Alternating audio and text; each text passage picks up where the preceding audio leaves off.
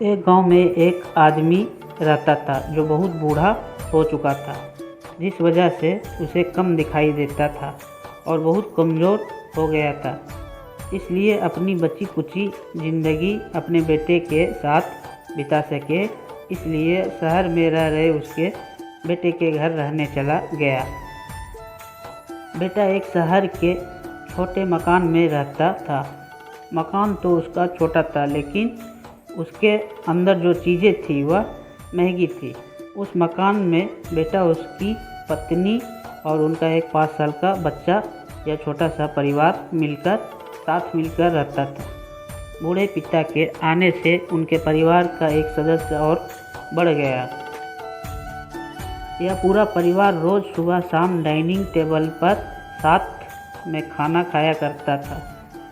बूढ़ा पिता अपनी कमज़ोरी के चलते हमेशा खाने की चीज़ें नीचे गिराता रहता और कई बार कांच के बर्तन भी टूट जाया करते थे।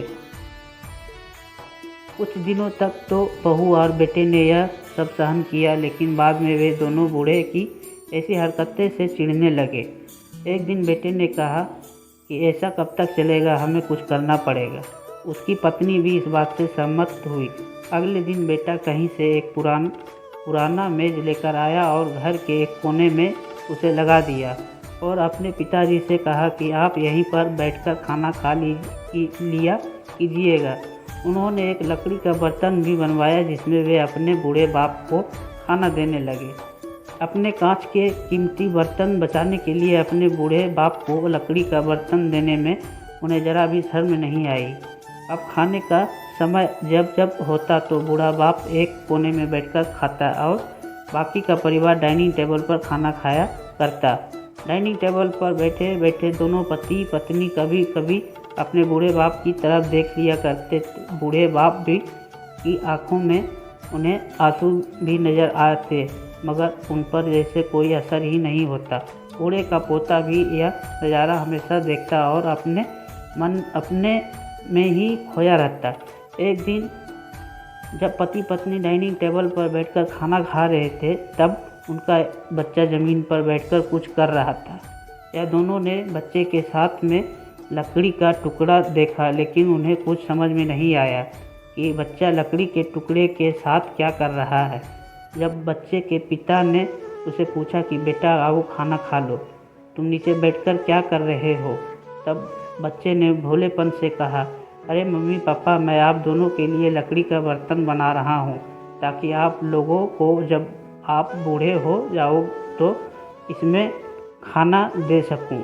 अपने नादान बेटे द्वारा दी गई यह सहज बात दोनों के दिल में तीर की तरह उतर गई। दोनों एक दूसरे के चेहरा निहारने लगे।